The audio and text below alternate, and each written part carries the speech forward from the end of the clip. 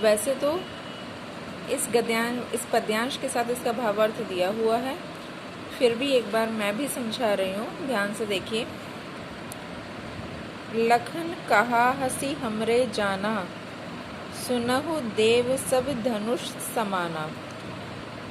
पिछले पद्यांश में आप जो यहाँ तक पढ़ चुके हैं उसके आगे से लक्ष्मण जी धनुष टूट जाने के बाद लक्ष्मण जी हंसकर कहते हैं कि हम तो ऐसा जानते हैं कि सारे ही धनुष, देवों के सभी धनुष एक समान होते हैं। का छति लाभु जून धरु तोरे, देखा राम नयन के भोरे। का क्षति लाभ, क्षति मतलब हानि, और लाभ फायदा, लाभ कि हमारी नज़रों में तो इसमें कोई क्षति या कोई हानि नहीं है, कि इस धनुष को तोड़ने से हमारी नज़रों में कोई क्षति या कोई लाभ नहीं है। इतना कहने पर भगवान राम तिरछे नयनों से लक्ष्मण की तरफ देखते हैं। छुअत टूट रघुपतु ना दोसु। लक्ष्मण जी कहते हैं कि ये तो रघुपति कौन? श्री राम, श्री राम के छूते ही टूट गया, इसमें उनका कोई दोष, दोसु मतलब दोष, कोई दोष नहीं है। मुनि बिनु काज करी कत रोसु। मुनिवर, मुनिवर कौन है? परशुराम। परशुराम जी आप बिना कारण के कितना क्रोध कर रहे हैं। रोस मतलब क्रोध, कितना क्रोध कर रहे हैं। यहाँ तक लक्ष्मण जी ने बात की है, लक्ष्मण जी का संवाद है ये। उसके बाद परशुराम जी कहते हैं, यहाँ से परशुराम जी बोले चिते परसु की ओर। परशुराम जी अपने फरसे की ओर देखते हुए कहते हैं, चिते मतलब देखते हुए, परसु फरसा, फरसे की ओर देखते हुए कहते हैं, रे सठ सुने ही स्वभाव न मोरा। सठ मतलब जिद्दी। हे जिद्दी बालक, तू मेरा स्वभाव नहीं जानता है। स्वभाव मतलब स्वभाव, स्वभाव नहीं जानता है। बालक बोली बधो नहीं तोहू। मैं बालक समझ के तेरा वध नहीं कर रहा हूँ। केवल मुनि जड़ जानहि मोही।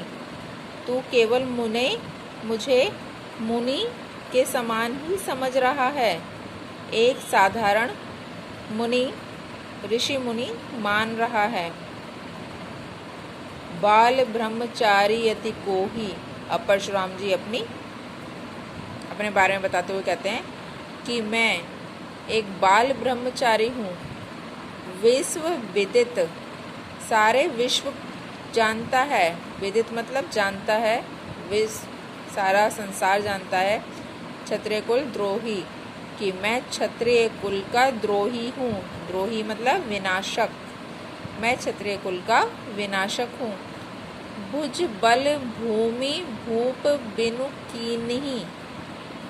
मेरी भुजाओं के बल से, जो ये भूमि है, भूप बिनु, भूप मतलब राजा, राजाओं के बिना, कीन्ही की है। मैंने अपने भुजाओं के बल से इस पृथ्वी को, इस भूमि को राजाओं के बिना किया है। मतलब मैंने राजाओं का विनाश किया है। बहुत से क्षत्रिय राजाओं का मैंने विनाश किया है। विपुल बार मही देवन दीनी।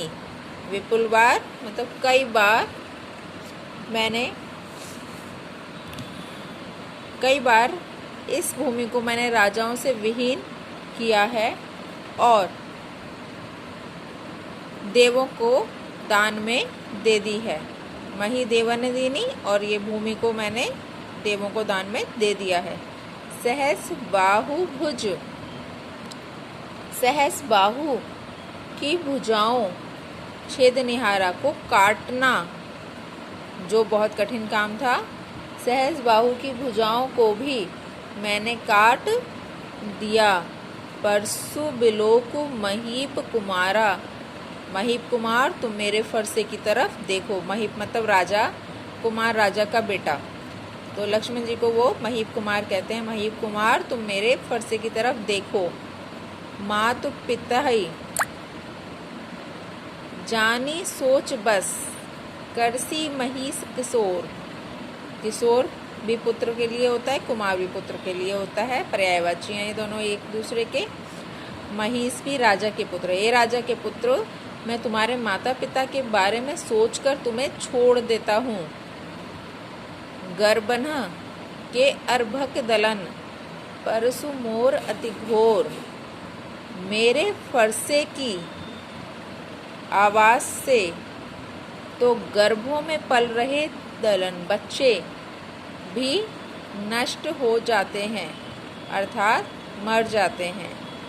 तो इस पूरे पद्यांश में लक्ष्मण जी और परशुराम जी का संवाद है। लक्ष्मण जी ने को जो ठीक लगाया वो उन्होंने बोला है, और इसी तरह परशुराम जी ने उनकी बातों का जवाब दिया है। आशा करती हूँ ये पूरा पद्यांश आप सभी को अच्छी तरह समझ आ गया होगा।